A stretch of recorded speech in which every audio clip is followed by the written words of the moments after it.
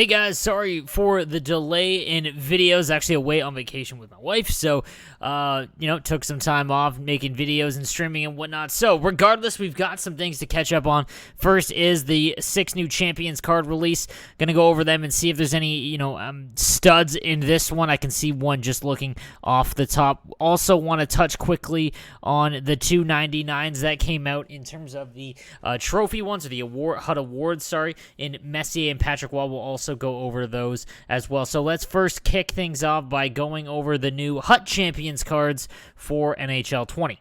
So we will start things off with the 97 overall MIKHAIL SERGACHEV, 6'3", 215 with 99 skating. Automatically makes him one of the better left-handed defenseman cards in the game. Synergies are a little weak in terms of just other cards that you could get at the high 90s. Some of the other sets and whatnot have just absolutely ridiculous amounts of synergies. But at this point, if you've got 99s across the board, really you don't have to worry about synergies. His shot power is 99, which is the most important for defensemen. Shot accuracies down at 89, but again, that's nitpicking. His body checking's 97, and awarenesses are at 96. This is a great left-handed defenseman card. And again, I've talked about some of the guys that I use, like the Bowmeister. This would be right up there with that.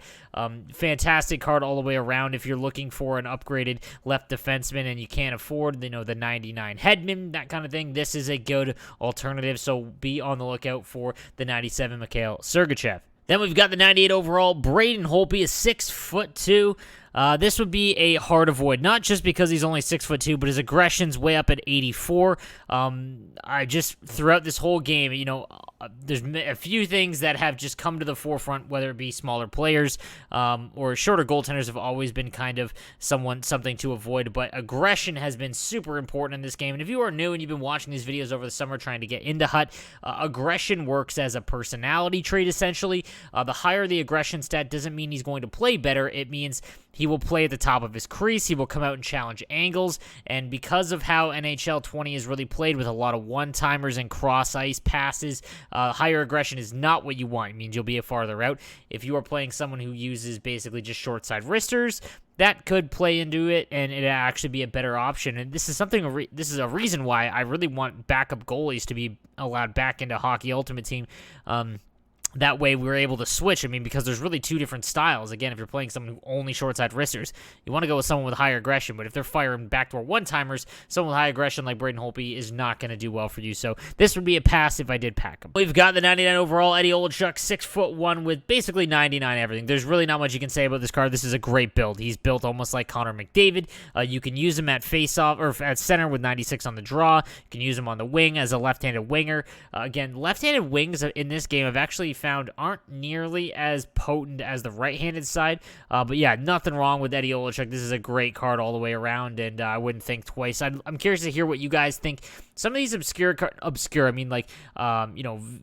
icons that have been upgraded, that kind of thing. I'm curious to see how some of them play. I did my 5 least favorite card videos, and almost everyone agreed with Brandon Shanahan. So I'm curious to see what you guys think if anyone's used this Eddie OLCZYK. We've got the 99 overall Ryan O'Reilly, one of my favorite cards at the launch of NHL, and the reason for it is he always has almost 99 faceoffs across at the very beginning of the game. Fantastic, third or fourth line center for you guys if you're looking for someone who needs to win a draw on the penalty kill. This is a fantastic option. In terms of 99s, obviously his shooting stats aren't maxed, but that's again really nitpicking. 6'1", 216, his size is fine. This is a great card all the way around. Then we've got the 99 overall Ray Ferraro. I love Ray Ferraro in terms of the play-by-play or the in-game commentary that he does. I'm actually probably one of the few, but I really enjoy it. 99's everything, so there's really nothing here. But the problem is he's 5'10". His body checking's only 91. He's just not going to be able to get the puck back in the defensive zone, but props to having one of the only headshots with an Atlanta Thrashers uniform, so there is that. You're not going to be disappointed with his shot or his speed or anything like that. Everything's fine there, but again, you're going to notice it defensively when you just can't get the puck back from these big giants that you're facing in August for Hockey Ultimate Team. So let me know what you think, but yeah, this one would be an avoid for me from the Ray Ferraro. Then we've got one of my favorite cards for NHL 20, and again, that might be a little teaser for a video I do where I do my 5 favorite cards in HUT, but 6'3", 190, RASMUS Dahlin, 99 across the board. I loved the Master Set card of Dahlin at the beginning of the game, the classic one. That was such a good card, and when HUT is in at launch, like right after HUT is launched, the first month is so much fun, because when you get a really high-rated card for the time, it was 90 overall, you can really notice whether it be the shot or the speed difference, because, you know, everyone's attributes aren't inflated. But I've loved Dahlin's cards ever since he's come into the league, and this one should be no different. So a fantastic card, in my opinion. Now let's take a look at the 299 award cards that were released. Now, I did mention earlier that the Braden Holtby had 84 aggression, and you know, it just does not play well in NHL 20. The one thing I will say is at the beginning of the year, because Patrick Waugh was so high rated, I believe he was a 90 overall, the icon, the base icon, his card played so well. And it's funny because goaltender cards that are high rated early on, regardless of their size, usually play far better, obviously, as the stats go up. When they become 99s, they don't stop 99 overall shots, but when they're 90 and they're playing, you know, 85 overall teams, that base card teams, they do really well for the most part. And this Patrick Waugh card was, or the 90 Patrick Waugh card was one of my favorite goaltenders that I've used in years of HUT, but obviously now it's kind of just faded away because he's 6'2". You know, his stats are fantastic, but again, it's just 6'2". There's no reason to go after and spend 99 or a 99 overall goaltender that's 6'2". This would be a pass, but just wanted to throw that out there that his icon card was one of my favorites early on. And then we've got the 99 overall Mark Messier. I do need to mention this.